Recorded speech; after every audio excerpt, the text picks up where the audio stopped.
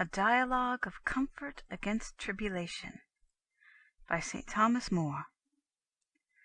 Book 3, Chapter 11. Let us now consider likewise what great worldly wealth ariseth unto men by great offices and authority. To those worldly disposed people, I say, who desire them for no better purpose. For of those who desire them for better, we shall speak after anon. The great thing that they all chiefly like therein is that they may bear a rule, command and control other men, and live uncommanded and uncontrolled themselves. And yet this commodity took I so little heed of, that I never was aware it was so great, until a good friend of ours merrily told me once, that his wife once in a great anger taught it to him.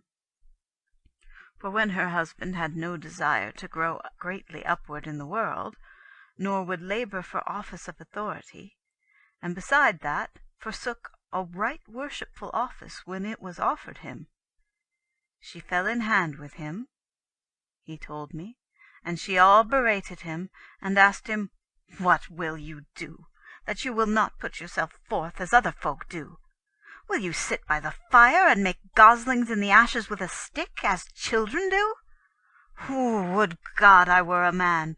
Look what I would do." "Why, wife," quoth her husband, "what would you do?" "What? By God, go forward with the best. For as my mother was wont to say, God have mercy on her soul, it is ever better to rule than to be ruled. And therefore, by God, I would not, I warrant you, be so foolish as to be ruled where I might rule." "By my troth, wife," quoth her husband, "in this I dare say you say truth, for I never found you willing to be ruled yet." Vincent. "Well, uncle, as I follow you now well enough, she is indeed a stout master-woman, and in good faith, for aught that I can see, even that same womanish mind of hers is the greatest commodity that men reckon upon in offices of authority." Anthony. "By my troth, and methinketh there are very few who attain any great commodity therein. For first there is in every kingdom but one who can have an office of such authority that no man may command him or control him.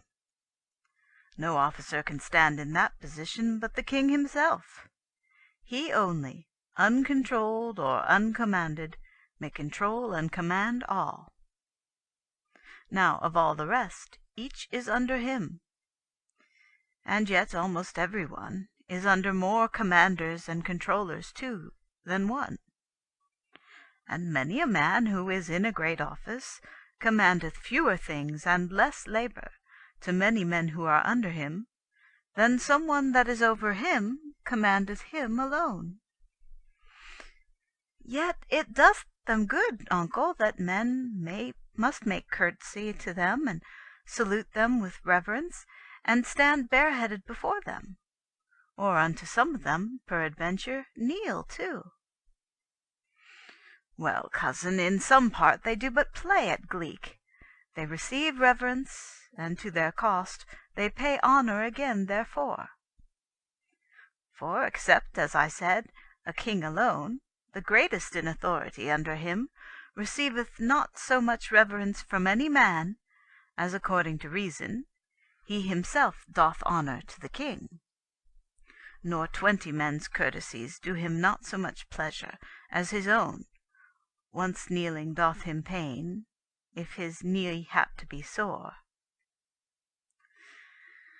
And I once knew a great officer of the king's to say, and in good faith I believe he said as he thought, that 20 men standing bareheaded before him kept not his head half so warm as to keep on his own cap. And he never took so much ease with their being bareheaded before him, as he once caught grief with a cough that came upon him by standing long bareheaded before the king. But let it be that these commodities be somewhat such as they be. Yet then consider whether any incommodities be so joined with them, that a man might almost as well lack both as have both. Goeth everything evermore, as every one of them would have it? That would be as hard as to please all the people at once with one weather. Since in one house the husband would have fair weather for his corn, and his wife would have rain for her leeks. So those who are in authority are not all evermore of one mind, but sometimes there is variance among them, either for the respect of profit, or the contention of rule, or for maintenance of causes, sundry parts for their sundry friends, and it cannot be that both the parties can have their own way. Nor often are they content who see their conclusions fail, but they take the missing of their intent 10 times more displeasantly than poor men do. And this goeth not only for men of mean authority, but unto the very greatest. The princes themselves cannot have, you know, all their will.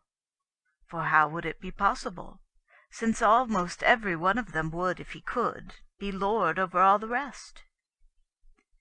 Then many men, under their princes in authority, are in such a position that many bear them privy malice and envy in heart. And many falsely speak them full fair, and praise them with their mouth, who, when there happeth any great fall unto them, bark and bite upon them like dogs. Finally, there is the cost and charge, the danger and peril of war, in which their part is more than a poor man's is, since that matter dependeth more upon them. And many a poor ploughman may sit still by the fire, while they must arise and walk. And sometimes their authority falleth by change of their master's will. And of that we see daily, in one place and another, such examples and so many, that the parable of that philosopher can lack no testimony, who likened the servants of great princes unto the counters with which men do reckon accounts. For, like as that counter that standeth sometimes for a farthing, is suddenly set up and standeth for 1,000 pound, and afterwards as soon is set down beneath to stand for a farthing again, so fareth it sometimes with those who seek the way to rise and grow up in authority by the favour of great princes. As they rise up high, so fall they down again as low. Howbeit, though a man escape all such adventures, and abide in great authority till he die, yet then at least every man must leave at last. And that which we call at last hath no very long time to it. Let a man reckon his years that are past of his age ere ever he can get up aloft, and let him, when he hath it first in his fist, reckon how long he shall be likely to live thereafter. And I dare say that then the most part shall have little cause to rejoice. They shall see the time likely to be so short that their honour and authority by nature shall endure, beside the manifold chances by which they may lose it sooner.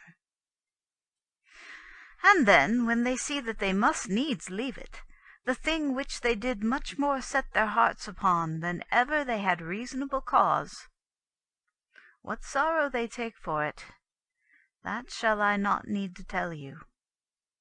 And thus it seemeth unto me, cousin, in good faith, that since in the having of authority the profit is not great, and the displeasures neither small nor few, and since of the losing there are so many sundry chances, and by no means a man can keep it long, and since to part from it is such a painful grief, I can see no very great cause for which, as a high worldly commodity, men should greatly desire it.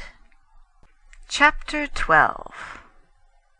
And thus far have we considered hitherto, in these outward goods that are called the gifts of fortune, only the slender commodity that worldly-minded men have by them. But now, if we consider further, what harm to the soul they take by them, who desire them only for the wretched wealth of this world, then shall we well perceive how far more happy is he who well loseth them than he who ill findeth them. These things are such as are of their own nature indifferent, that is, of themselves neither good nor bad, but are matter that may serve to the one or the other, according as men will use them. Yet need we little doubt that for those who desire them only for their worldly pleasure, and for no further godly purpose, the devil shall soon turn them from things indifferent, and make them things very evil. For though they be indifferent of their nature, yet cannot the use of them lightly stand indifferent, but must be determinately either good or bad. And therefore he who desireth them only for worldly pleasure, desireth them not for any good. And for better purpose than he desireth them, to better use is he not likely to put them. And therefore will he use them not unto good, but consequently to evil. And, for example, first consider it in riches, and in him who longeth for them as for things of temporal commodity, and not for any godly purpose. What good they shall do him St. Paul declareth, when he writeth unto Timothy, "They that long to be rich fall into temptation, and into the snare of the devil, and into many desires unprofitable and noxious, which drown men into death and into perdition." And the Holy Scripture saith also, in the 24th chapter of Proverbs, "He that gathereth treasures shall be shoved into the snares of death." So that, whereas God saith by the mouth of St. Paul that they shall fall into the devil's snare, he saith in the other place that they shall be pushed and shoved in by violence. And of truth, while a man desireth riches not for any good godly purpose, but only for worldly wealth, it must needs be that he shall have little conscience in the getting. But by all evil ways that he can invent shall he labour to get them. And then shall he either miserly heap them up together, which is, as you know, damnable, or else shall he wastefully misspend them upon worldly pomp, pride, and gluttony, with occasion of many sins more, and that is yet much more damnable. As for fame and glory, desired only for worldly pleasures, they do unto the soul inestimable harm. For they set men's hearts upon high devices and desires, of such things as are immoderate and outrageous. And by help of false flatterers they puff up a man in pride, and make a brittle man, lately made of earth, that shall again shortly be laid full low in earth, and there lie and rot and turn again into earth. Make a brittle man take himself in the meantime for a god here upon earth, and think to win himself to be lord of all the earth. This maketh battles between these great princes, with much trouble to much people, and great effusion of blood, and one king looking to reign in 5 realms, who cannot well rule 1. For how many hath now this great Turk? And yet he aspireth to more. And those that he hath he ordereth evilly, and yet he ordereth himself worst. Then offices of authority.